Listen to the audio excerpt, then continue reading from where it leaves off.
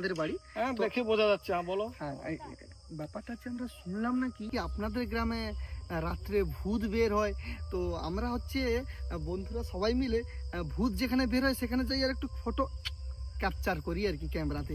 এইটা জানতে এসছো? হ্যাঁ হ্যাঁ, মানে জানতে না, আমরা দেখতেই এসছি, ভূতকে দেখতে এসছি, এই জন্য আমরা টিম এসছি আর কি। তো আপনি কি ভূতটাকে সত্যি দেখেছেন, আর কোথায় দেখেছেন, আর কখন দেখলেন?